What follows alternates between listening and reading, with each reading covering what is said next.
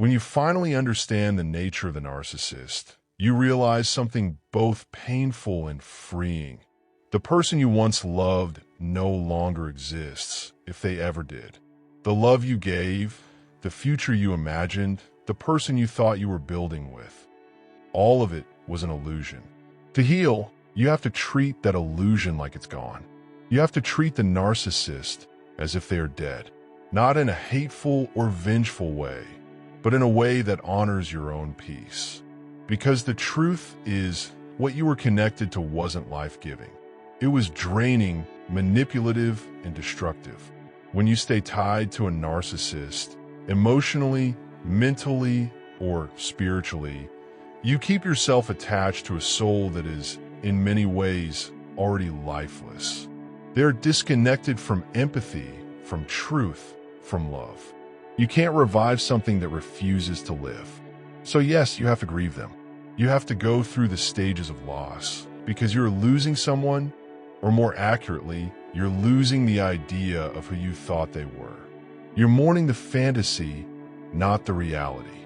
The person you believed in was just a mask, carefully crafted to hook your heart and manipulate your loyalty. Once that illusion breaks, what's left is the truth, a hollow, deceitful person incapable of genuine love or accountability. You may never get closure. You may never get an apology. That's why you have to write your own emotional obituary for them. You have to declare the end yourself. The relationship died the moment they chose betrayal over love, lies over truth, and control over connection. That's the day the real them ceased to exist in your story. When you treat them like they're dead, it's not cruelty, it's survival. It's saying, you no longer exist in my world. You no longer have access to my energy, my emotions, or my mind. You stop checking their page, stop wondering what they're doing, stop reacting when they try to bait you. You go no contact, not just in words, but in spirit. You become unreachable, invisible.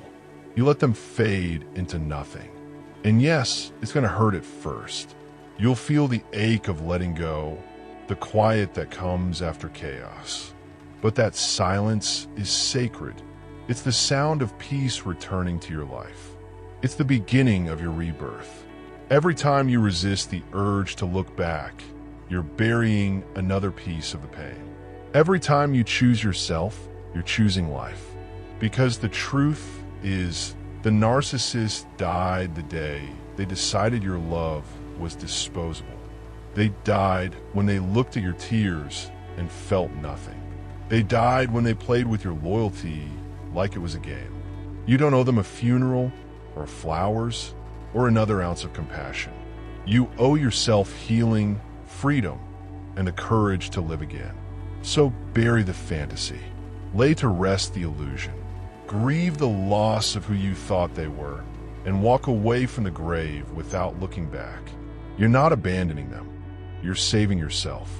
They're dead to you now, and that's exactly where they belong, in the past, where their toxicity can no longer reach you. You're alive.